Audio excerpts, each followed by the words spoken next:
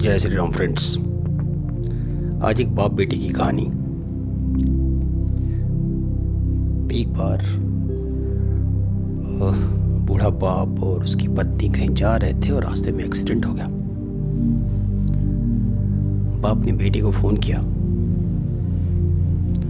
बेटा हमारा एक्सीडेंट हो गया है, मुझे तो ज़्यादा चोट नहीं आई, लेकिन तेरी माँ की हालत गंभीर है, कुछ पैसों की ज़रूरत है, तेरी माँ को खून भी देना है। 62 साल के माधव जी ने अपने बड़े बेटे को फ़ोन पे कहा।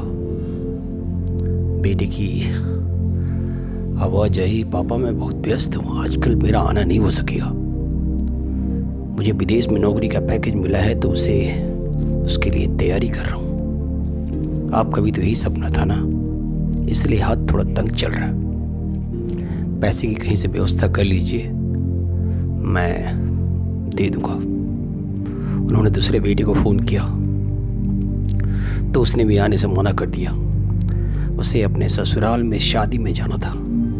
फ़ोन किया, कहा कि पैसे की चिंता मत कीजिए, मैं भिजवा दूंगा। ये अलग बात है कि उसने कभी पैसे नहीं भिजवाए, उसने उसी से फ़ोन रख दिया।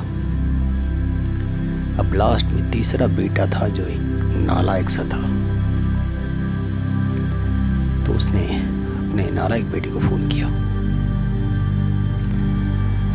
माधव राय जी एक स्कूल में शिक्षक थे, उनके 3 बेटे और 1 बेटी थी। बड़ा इंजीनियर, मंझला डॉक्टर और तीसरा पढ़ता नहीं था, तो बाप भी उसके ऊपर ध्यान नहीं देता था और उसका नाम उन्होंने नालायक रख दिया था।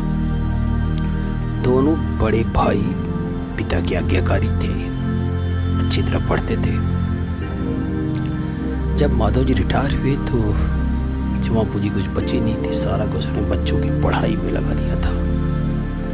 शादी में भी कुछ पैसे लग गए, थोड़ी ज़मीन थी। माधव जी को लगा था कि छोटा सुधरने वाला नहीं है, तो उन्होंने उसे घर से निकाल दिया, घर से अपने से अलग रहने के लिए बोल दिया था। 2 होनहार बेटे और 1 नालायक बेटा। जब पत्नी का एक्सीडेंट हो गया तो उन्होंने जाके सरकारी अस्पताल में भर्ती कराया। अचानक उनकी नींद टूटी।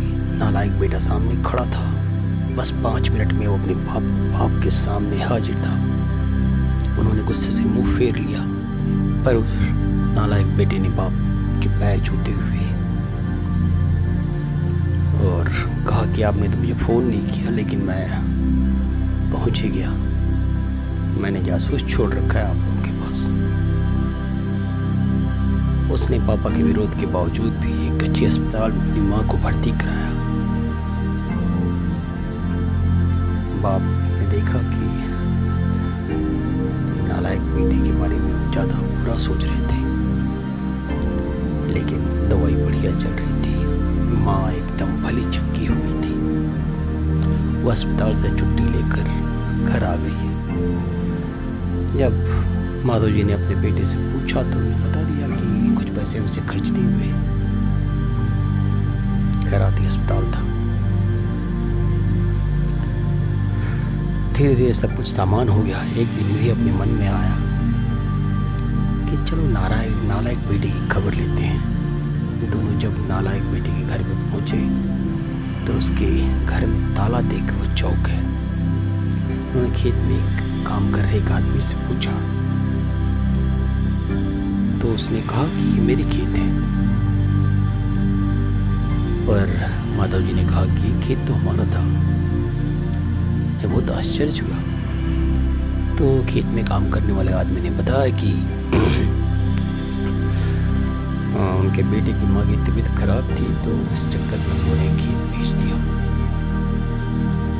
और घर ही बचा है, ये चाहिए तो ये लीजिए चाबी। उन्होंने घर में दाखिल हुए तो नालायक बेटे की याद आ गई। टेबल पे पड़ा हुआ लिफाफा खोला तो देखा कि उसमें 9 लाख का बिल था, जो उन्होंने समझा नहीं था। वो चिढ़ाने लगा वो बिल। उन्होंने अपनी पत्नी से कहा, जानकी तुम्हारा बेटा नालायक तो था ही, झूठा भी है। तो उसने झूठा ही कहा था कि खैराती अस्पताल में इलाज कराया। बेटी के बारे में सोचने लगे, आंख से आंसू गिरने लगे और सोचने लगे कि कहाँ चला गया नालायक,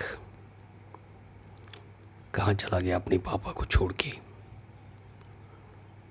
एक बार वापस आ जा, मैं तुम्हें कहीं जाने नहीं दूंगा। पत्नी के भी आंसू बह रहे थे।